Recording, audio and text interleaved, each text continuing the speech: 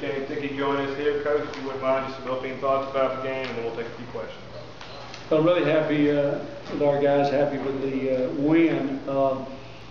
We knew that, at least we thought that the SMU would come out and try to slow the game down. We didn't know that they'd take the air out of it like they did. And they did a terrific job controlling the tempo of the game early. They executed extremely well. I thought we got tentative offensively, turned the ball over way too many times, and as a result, they just kept pecking away and built up a 12-point lead. I thought Jimmy Jones coming into the game changed the momentum. Tayshawn got a run-out dunk. Daniel House got a run-out dunk. Jimmy hit a three for us, and we were able to cut that lead down to 4 at halftime. Probably should have been 2 or tied. We gave up a basket right there in the last few seconds on the drive. But I told our guys at halftime, you have to give them a lot of credit. They shot 62%. They executed. They controlled the tempo of the game. And I didn't think we could play much worse than we played in the first half. And I was proud of our guys in the second half, the way they played. Tayshawn and Leon rebounded the ball extremely well. Our defense was better. I think SMU shot about 31% in the second half. Thought we were much more aggressive. Did a good job in our zone. My assistant coaches did a terrific job making adjustments at halftime and during the game. The players played extremely well. Daniel and Joe, obviously had big scoring games, but they were very active. We got to the free throw line. SMU was, 13th in the nation. I believe a free throw percentage. They were getting 17 points a game from the free throw line.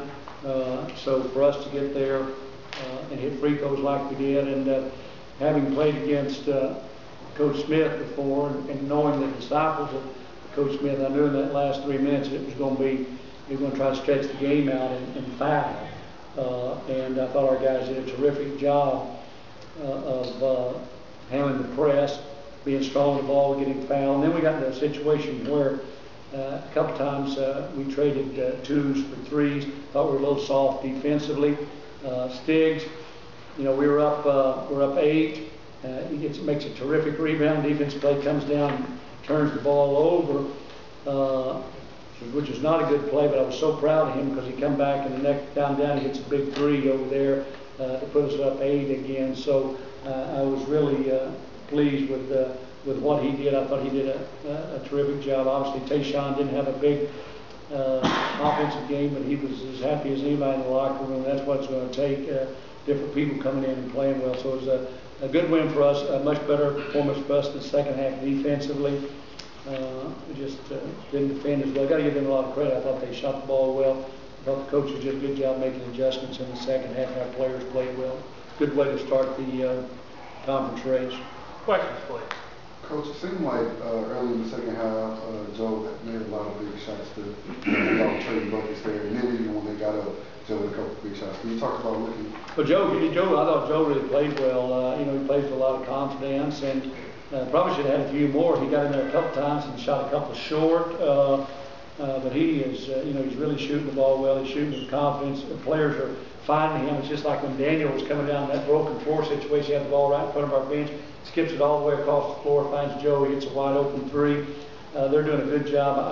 I alluded to this earlier about when a guy's shooting the ball well, obviously, 2 things in my mind are happening. Number 1, he's taking good shots, and number 2, his teammates are finding him at the right time. And I think they're doing that. And then Joe's really responding. I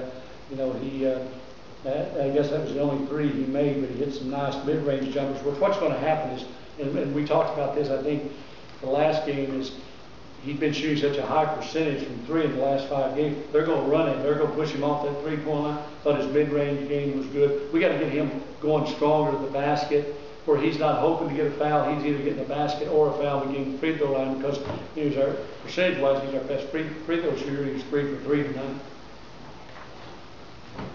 Coach, defensively specifically, what did you have your guys do, or what was the message? Well, I thought we were much more aggressive in the second half and got after. We were so tentative. They kind of lulled us into that little weave, and then they'd run it down screen. They were controlling tempo, and then they, hit shots. They made shots in the first half at 62%, but it was a little bit. And I told our guys in practice, everybody's going to make shots if you're going to let them get comfortable, not guard them. You got to make them uncomfortable. You got to pressure them. You got to get them out of their comfort zone. I thought we did a better job of that in both the man and zone. I thought our awareness was very good in the second half. I'm going to try to pronounce this kid's name right. Is it Bernardi?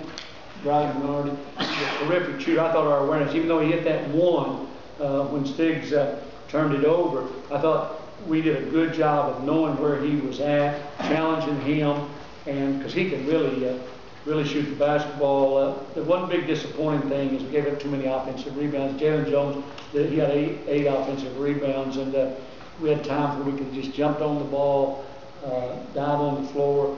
Got to get that loose ball rebounds. But the other thing I was proud of is our guys, we turned it over 10 times the first half, only turned it over 3 in the second half, took better care of the ball, valued the ball, didn't help it. You talk about Daniel and how he's going to getting better at each game. Well, he's a terrific talent, and he's just getting better. He's, tonight he only shot 2 threes, hits one of them, but he was driving. We isolated him. He drove the ball hard. He shot 11 shots. He gets 28 points on 11 shots. Gets the free throw line 17 times. I think he got there, 12 in the second half, I believe I'm correct on that. What did he get? You guys got that stat? What did he get in the second half? House?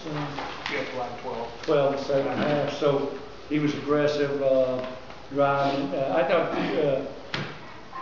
Daniel played like you want. You go ahead and answer that, sir. Apologize. No, it's not a problem. You answer it. You won't offend me.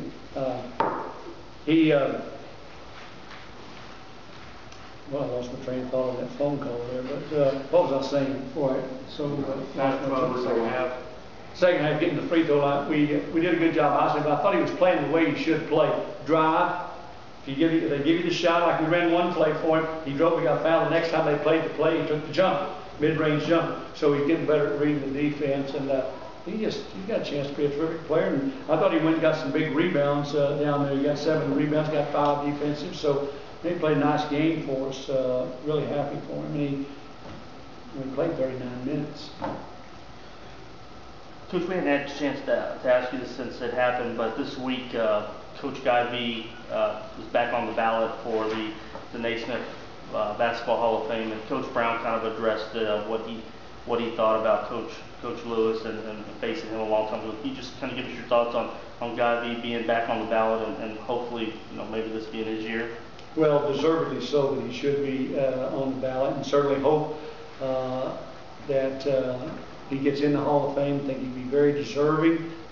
I'm certainly going to do everything that I can from our end to have people look at the numbers. When you look at what he accomplished, the 5 Final Fours, and we're the only school right now that has 3 of the top 50 NBA players. And when you look at Big E, Don Chaney, who not only was a great player, a great coach, quality person, Big E's averages, double-doubles unbelievable. Had the 2 Final Fours there, and then Phi Slam and Jamma was certainly something that his, it's one of the great stories in all of college basketball. 3 trips, to the Final Four with those guys, and then when you look at Hakeem, you look at Clyde, 2 more guys that are the top NBA greatest of the 50, and then you had Michael Young, who led the team in scoring during that time, and so many other players that went on and played in the NBA. The number of wins that he's had, the job that he did over a period of time. I think that's one of the things that people miss out on is here's a man that did it over a great period of years. He went to his first Final Four in the late 60s, and then he comes back and goes to 3 in the 80s. So he did it consistently over a period of time, and his guys were tough. They played hard. They attacked you. People didn't look forward to playing. I don't know if Coach Brown shared it to you, but his first game at Kansas, I think they had played Phi Slamma Jamma here, and certainly there was a lot of us, me included, when I was on the bench at Arkansas. We did not look forward to coming to Hofheinz. We did not look forward to playing against Phi Slamma Jamma, and I don't think Coach Lewis has ever gotten enough credit for the great job that he did. Hakeem was a very talented athlete, but boy, he helped develop him into a great basketball player at the college level. Clyde got better while he was here. And there's so many other players, you can go down the list, but very deserving, and certainly hope he gets in. Anything else? Coach. Dickey, please? I see you all. Thanks a lot. Sorry about the phone, Coach.